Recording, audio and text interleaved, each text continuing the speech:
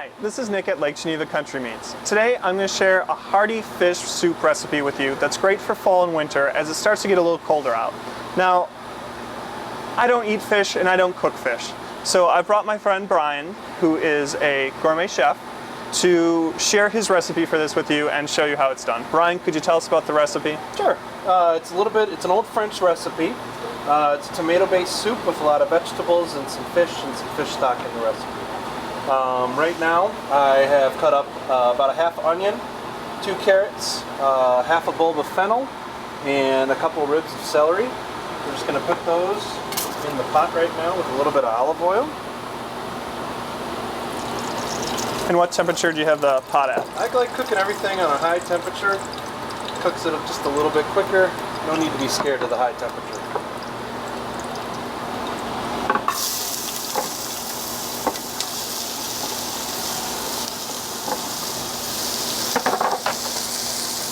Give that a little stir.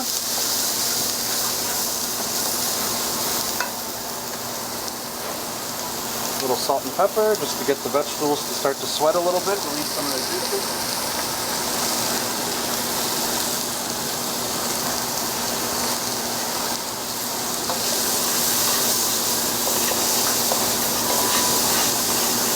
We're going to cook these until they just get a little bit soft.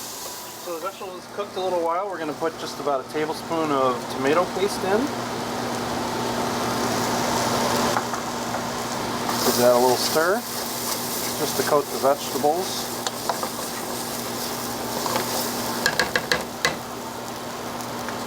Then we're going to throw in 1 can of whole tomatoes with all the juice in them.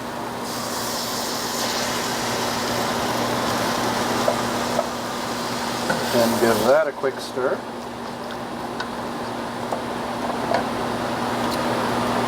Then we're going to put in some chicken stock. You can use fish stock here as well. Maybe you could use pork stock. I wouldn't use beef stock. It might be just a little bit too rich for the soup. It is a little bit of a lighter soup since it's tomato based. Can you use tomato sauce or should you stick with the whole tomatoes? I like using whole tomatoes. They don't burn as easily, and also I think it has just a little bit better flavor. I actually do like using canned tomatoes for this recipe because they're picked at their peak freshness and then canned right away. So I think they actually taste a little bit fresher even though they're canned. So we're going to bring this to a boil. All right, so you brought the soup to a boil and you transferred it to our blender here. We didn't blend it on camera because it's kind of loud. Too loud. Too loud. So it's all blended.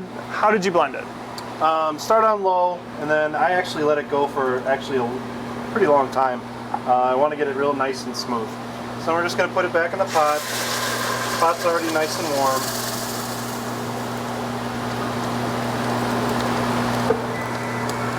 Very warm. Very warm. It's really smooth. We're going to put just a real small amount of sambuca in. Adds just a little bit to the fennel. A little bit of an anise taste to it. Kind of complements the fennel. And we're going to serve it with some cod. Cod's a nice, actually started out with cod. It's a nice cheap fish. That's what the fishermen used when they came up with the recipe. You can also use clams, you can use mussels, you can use crab, lobster, whatever you'd like. Now, I know you're a gourmet chef and you need to serve things all pretty on a platter, but at home you can do this in a bowl too, right? Of course, and it's meant to be that way. But I think it's a little bit prettier when you do it this way. It does look very pretty. So we've had the cod on the grill for a couple minutes each side. Just season it with olive oil, salt, and pepper. How long do you think you had it on? Probably about 4 minutes aside. Cook it all the way through. Serve it with a little bit of crusty red that we grilled as well. Then just a little drizzle of olive oil.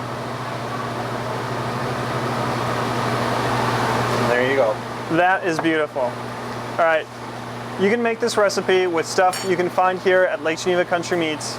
He may have done the gourmet plating, but it's easy to make at home. It's delicious, great with the cod, which is, as he said, a really affordable fish, easy to grill. So enjoy it this fall, this winter, and see you soon at Lake Geneva Country Meats.